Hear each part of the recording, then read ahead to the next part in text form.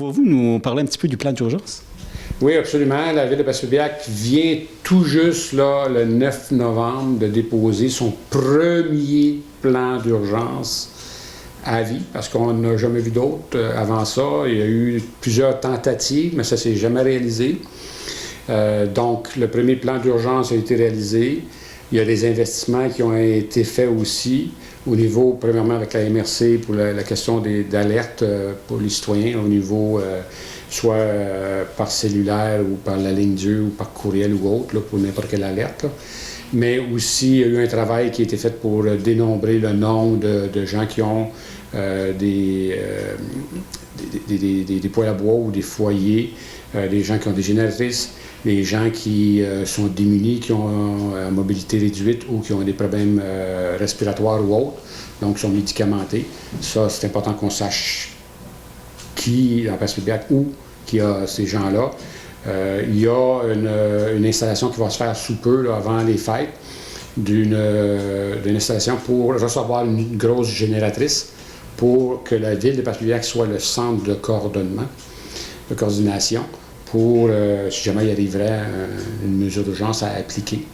Et il y a eu des démarches aussi faites avec les commissions scolaires pour avoir des centres d'hébergement, mais aussi un deuxième centre de coordination si jamais c'est nous qui est touchés. Ça peut arriver que ça peut pas arriver, on ne sait jamais, mais bon. Et donc, il y a une entente qui est à venir, mais c'est déjà prévu. La commission scolaire s'est engagée à ce qu'il y ait une entente à ce sujet-là. Et donc, il y a peut-être même un troisième endroit où ce qui serait le complexe sportif, là, éventuellement. Il y a aussi été fait l'inventaire des endroits où il y a de l'ammoniac, où il y a du propane, parce qu'on pense que les gens ils font juste de la cuisine avec le barbecue.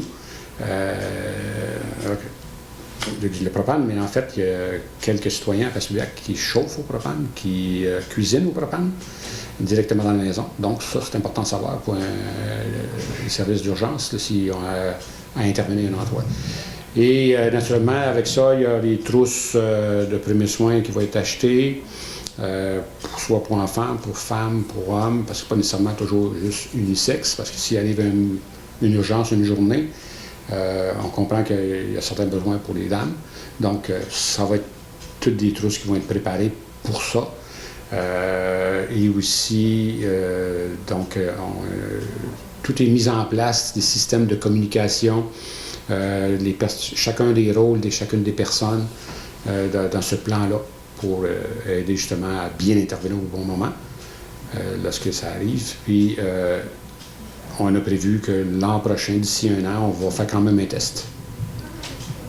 Quelle ampleur qu'il y aura ce test-là, on verra, mais on va quand même tester notre plan pour voir s'il fonctionne, puis qu'est-ce qu'il faut corriger.